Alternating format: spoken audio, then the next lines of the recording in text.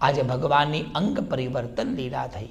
માં કૃષ્ણ માટે બધું વસ્તુ લાવ્યા, આજુબાજુ ગોપીઓને બોલાવી અને બધાએ ભેગા થઈ આજે કનૈયાનો મનોરથ કર્યો.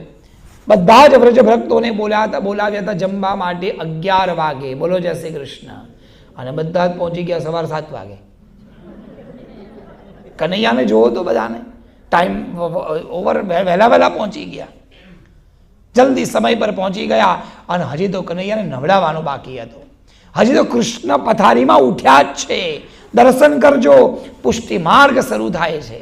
તૈયાર થઈ બધા યશોદાના ઘરે પહોંચી ગયા. ધ્યાન આપજો, યશોદાનું ઘર એટલે હવેલી. મંદિરોમાં ધજા હોય, હવેલી પર ધજા ના હોય. મંદિરની ઉપર ઘુમ્મટ હોય, હવેલી ઉપર ઘુમ્મટ ન હોય. કારણ આ ઘર, આ મંદિર નથી, આ નંદાલય છે, આ હવેલી છે, આ યશોદાનું ઘર છે. એના ઘરમાં તમે અંદર જાઓ. હજી તો અંદર જ ગયા, યશોદા તૈયાર છે, નંદબાબા તૈયાર છે, ઘર સુંદર સજાવેલું છે, દ્વાર પર તોરણ બાંધેલું છે. કનૈયાને જે પથારી પર સુવડાવ્યા હતા, પોઢાડ્યા હતા, હજી તો ઉઠીને બેઠા જ છે. બ્રશની તો વાત જ દૂર જવા દો. બોલો જય શ્રી કૃષ્ણ. વાકડિયા એકદમ આમ બધા આમના વાકડિયા વાળ બધા આમ ફેલાઈ ગયેલા, આંખમાં જાણે આમ પિયા બાંધેલા હોય એવા. અને કૃષ્ણ ભગવાન બસ આમ બેઠા છે. હજી કનૈયો, હવે આમ શાસ્ત્રીય ભાષામાં બોલું મને મજા ના આવે, લૌકિક ભાષામાં કહું તો કનૈયો હજી ઉઠ્યો જ છે. કૃષ્ણ હજી ઉઠ્યો છે.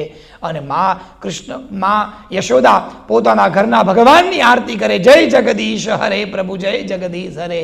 કનૈયો ઉઠ્યો, એક હાથમાં ટોકરી યશોદાને, અને પછી પેલી આરતી ઉતારે એના ભગવાનની આરતી ઉતારતા કનૈયો જાગ્યો. ને કનૈયાએ જાગીને માને બૂમ પાડી, માં. એટલે પછી ભગવાનમાંથી મન ગયું અને આરતીની ટકોરી ગઈ ઠાકોરજી પ્રત્યે. એટલે જે માં યશોદા ભગવાનની આરતી કરતા હતા એની જગ્યાએ હાથમાં પેલી મંગળ ઘંટી લઈ અને કનૈયાની આરતી કરી. મંગળા કરી પ્રભુ મંગળા કરી, આજ શ્રીજી નાથજીની મંગળા. આ મંગળા આરતી છે. મંગળા કરે સદા મંગળ. મંગળા આરતી થઈ. અને એટલે હવે જુઓ, મંગળાનું સ્વરૂપ, મંગળાનો જે ભાવ એ છે કે મંગળામાં હજી ભગવાન ઉઠ્યા જ છે, જાગ્યા જ છે. આગળ દૂધ ધર્યું ભગવાનને, સુંદર મંગળાના દર્શન થયા. આ મંગળાનો ભાવ આ લીલાથી આવ્યો. એટલામાં વ્રજ ગોપીઓ બધી આવી અને ગોપી દૂરથી કનૈયાને જોવે. મંગળામાં દૂરથી ભગવાનને જોવાના હોય, દૂરથી જોવે ને બહુ જ આનંદ થાય. કેટલા 3 મહિને કનૈયાને જોયો, કનૈયાને સુંદર એ સ્વરૂપમાં જોઈ અને બહુ જ આનંદ થયો. હવે યશોદાએ કીધું, હવે ગોપીઓ તમને તો બોલાવી 11 વાગે, તમે આવી ગયા વહેલા, મારે કનૈયાને નવડાવવાનો બાકી છે. યશોદા, અમે તમને મદદ કરીશું ને કનૈયાને નવડાવવા માટે. ભલે. બધી ગોપીઓ ભેગી થઈ. કોકને પાણી લેવા માટે મોકલી, કોકને જમુના જળ ભરવા ગઈ, કોકને કીધું તું બેટા કેસર ઘસી લે. એકે ચંદન લીધું, એકે કેસરનો પડિયો હાથમાં લીધો, એકે તાંબા કુંડી લીધી. આ તાંબા કુંડી શબ્દ ઘસાતો જાય છે. બોલો જય શ્રી કૃષ્ણ. ઘણા યુવાનોને ખબર જ નહીં હોય તાંબા કુંડી કોને કહેવાય. એક સરસ પિત્તળની તાંબા કુંડી આવે, ઉપરથી બહુ જ સરસ હોય, બાજુમાં 2 કડા હોય અને નીચેમાં એનું સ્ટેન્ડ હોય, એને તાંબા કુંડી કહેવાય. ઠાકોરજી માટે તાંબા કુંડીમાં જમુનાજીનું જળ તૈયાર કર્યું, કેસર ઘોળી ચંદન તૈયાર કર્યું અને થોડું કેસર જમનાજીમાં ભેળવી યશોદામાએ પગ લાંબા કર્યા. પગ લાંબા કરી કનૈયાને એ બંને પગ પર સુવાડ્યા. આજુબાજુમાં બધી ગોપીઓ જોવે ને કેટલો આનંદ થાય. અને માએ કૃષ્ણ ભગવાનને નવડાવવાનું શરૂ કર્યું. સુંદર નવડાવે.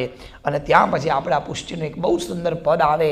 કથા કરીને આ પદ ના ગઈએ તો આપણને ગમે નહીં. જમુના જળમાં કેસર સ્નાન કરાવું મળા, જમુના જળમાં કેસર ઘોળી સ્નાન કરાવું.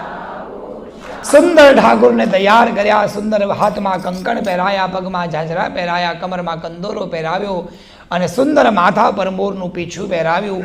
અને પછી દીકરાની નજર ન લાગે એટલે આખા શરીર ઉપર 8 કાળા ચાંદલા કર્યા. બોલો જય શ્રી કૃષ્ણ. અમેરિકામાં તો ભાઈ સાહેબ બહુ સારું છે કે એના ડૉક્ટર ના પાડે છે કે મેશ ના લગાડશો. બાકી આજે આ ઓલ્ડ જનરેશન બેઠી છે સાહેબ, એટલી બધી મેશ લગાડી લાગીને છોકરાને એવા કરે. અહીં ગાલે ને અહીં ગાલે, પગમાં બેન, કાનની પાછળ બેન, જાણે આખા ઘરની નજર આને જ લાગવાની હોય. પણ એ ભાવ છે ને સાહેબ, એ પ્રેમ છે. એક વાત કહું, આ મેશ લગાડવાથી નજર ના લાગે, આમ લોટો વાળવાથી નજર ઉતરી જાય, આ બધું ફેક્ટ છે. બોલો જય શ્રી કૃષ્ણ. કોઈ સાચું, બધું ગપ્પા છે. પણ ગપ્પા ભલે હોય પણ અસરકારક ગપ્પા છે. બોલો જય શ્રી કૃષ્ણ.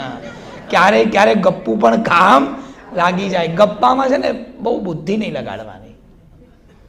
અમારું શાસ્ત્ર એવું કહે છે કે આ દુનિયામાં ઘણી બધી વસ્તુ એવી છે, there is no logic, there is no magic, sorry, there is no magic, just logic.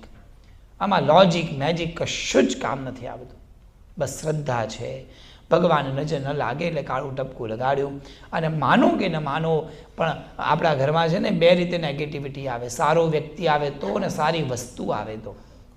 America છે, બીજી વાર કહું, બહુ લાઈડ આવ્યું, wow so nice boy, so cute, you look so pretty, very good. આવા ગપ્પા આપણે મારવા પડે. હું કરું છું એવું, વેરી નાઇસ.